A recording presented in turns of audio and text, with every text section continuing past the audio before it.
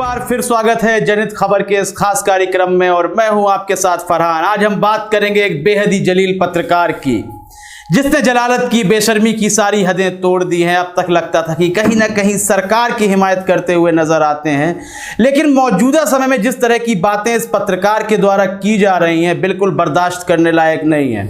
यदि आप चुप रहते हैं, इस पत्रकार के संबंध में किसी प्रकार की भी टिप्पणी नहीं करते हैं, तो कहीं ना कहीं यहाँ पर आपकी गलती मानी जाएगी। हम बात कर रहे हैं दीपक चौरसिया की।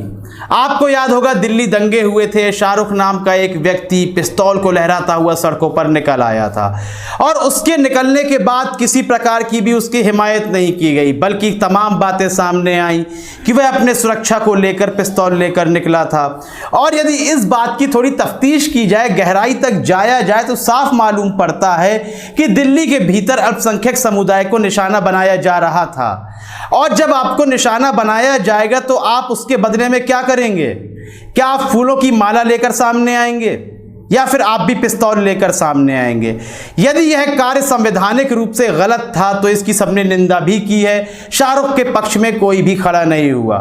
मौजूदा समय में शाहरुख को जमानत दे दी गई है क्योंकि उनके पिता का ऑपरेशन है। इसी संबंध में दीपक चौरसिया का एक ट्वीट आता है जो कि आप स्क्रीन पर देख सकते हैं और शाहरुख के लिए कहते हुए नजर आते हैं कि आखिर इस तरह के व्यक्ति को जमानत कैसे दे दी जाती है जो इतने बड़े अपराध में लिप्त है। बिल्कुल, एक व्यक्ति जो पिस्तौल लेकर निकलता है लोकतांत्रिक देश में, आप उसको कैसे भूल सकते हैं? उसे जमानत आखिर क्यों मिलनी चाहिए? लेकिन अगले ही ट्वीट में वह क्या कहते हैं आप देखिए। वह कहीं ना कहीं हिमायत करते हुए नजर आ रहे हैं कपिल मिश्रा की, जिनके बयानों के बाद बड़ा दंगा हो जाता है। आप कहेंगे कपिल मिश्रा की बात तो लगातार होती रही है। चलिए हम अनुराग ठाकुर और कपिल मिश्रा को किनारे रख देते हैं, उनकी बात बिल्कुल नहीं करते हैं। आपको वह वक्त याद होगा जब देवेंद्र सिंह नाम का एक आला अधिकारी अपनी कार में 2 आतंकवादियों को लेकर दिल्ली या श्रीनगर आ रहा था। बड़े अधिकारी के टोकने पर भी उसका जवाब बड़ा ही अजीब होता है और वह यह कहता है कि ऊपर का मामला है, बड़ा मामला है, अजीब तरह की फिल्मी बातें करता है वह। उसके पास AK-47 बरामद होती है, उसके घर में भी ग्रेनेड और AK-47 बरामद होते हैं। चलिए इन सब बातों को खत्म कर दीजिए। अफजल गुरु का नाम तो आपको याद होगा, जिसको फांसी दी गई थी। संसद में हमले के ये प्रमुख लोग थे। उसने भी देवेंद्र सिंह का नाम उस वक्त लिया था, लेकिन इस बात को नकार दिया जाता है। अब देवेंद्र सिंह का नाम फिर बीते महीनों में सामने आता है, लेकिन अब तक देवेंद्र सिंह के खिलाफ चार्जशीट दाखिल नहीं की गई है। उसे जमानत भी दे दी गई है, जमानत में वह बाहर है। किसकी तरह? आपको पता होगा, कर्नल पुरोहित की तरह। एक और बड़ा नाम सामने आता है, उसे भी जमानत दे दी जाती है। लेकिन ये बेहुदा, बेशर्म, बदतमीज पत्रकार, चाटुकार पत्रकार देवेंद्र सिंह के मामले में किसी प्रकार का भी ट्वीट नहीं करते। शाहरुख ने अब तक किसी की हत्या नहीं करी है, शाहरुख किसी आतंकवादी के साथ नहीं आ रहा था, बल्कि अपनी जान को बचाने के लिए, अपनी हिफाजत के लिए एक पिस्तौल को लहराता हुआ बाहर आता है और हवाई फायरिंग शायद करता है कथित तौर पर।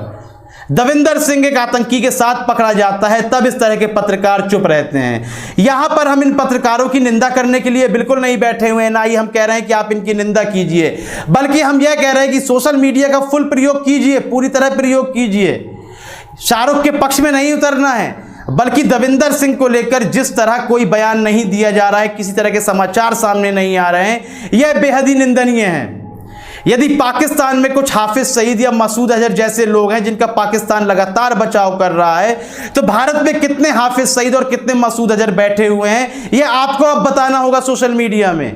केवल मेरे बताने से नहीं चलेगा और कुछ चंद लोगों के बताने से बिल्कुल नहीं होगा यह कार्य, बल्कि आपको निकलकर बाहर आना होगा और बताना होगा कि कितने हाफिज सईद अभी यहां हिंदुस्तान में बैठे हुए हैं साध्वी प्रज्ञा ठाकुर के रूप में, कि आपको पॉलिटिकल सपोर्ट भी इस तरह पाकिस्तान सपोर्ट करता है।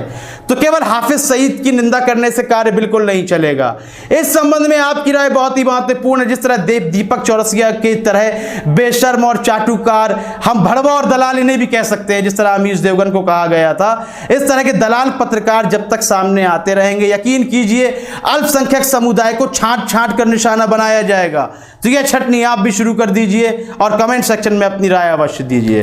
तब तक के लिए इजाजत चाहूंगा। धन्यवाद।